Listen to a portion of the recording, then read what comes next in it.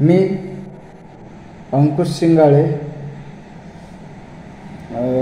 नागपूर येथे राहतो आणि माझी 85 पुस्तकं प्रसिद्ध आहे। महाराष्ट्रातल्या भरपूर पेपरला लिहून येतं।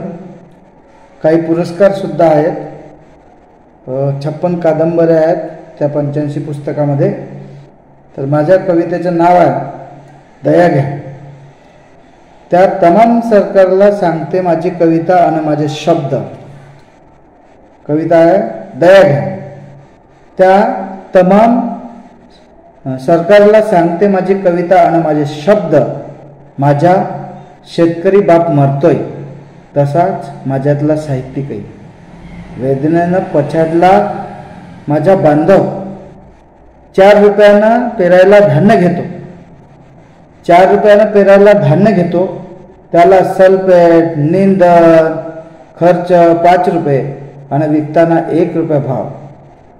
10 रुपये मिळकत,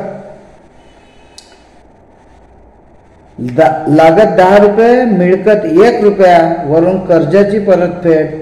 दुष्काळ, कोरडा, ओला, आत्महत्या घडणार नाही तर काय। ते मात्र एसीच्या बंगल्यात, वारांगणाच्या कळेत, रासलीला मनवत, सिगारेटचा धुवा उडवीत,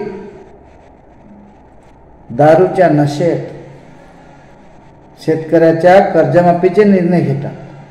खरंच त्यांना शेती म्हणजे एसीचे बंगले वाटतात की काय? त्यांनी कधी शेती तरी केली काय? कांद्याला आलू समजणारे हेच ते नौटंकीबाज। आज आमच्यावर आत्महत्येची पाळी त्यांनीच आणली, हे आम्ही कसे विसरू? खरंच विचार करा बापांनो, आता तरी जागे व्हा। आम्हालाही आहेत भावना, आम्हालाही आहेत लेकरं आणि आम्हालाही आहे देशाला पोसणं। आता तरी आमची दया घ्या, आता तरी आमची दया घ्या, आता तरी आमची दया घ्या। कविता इथे संपली आहे।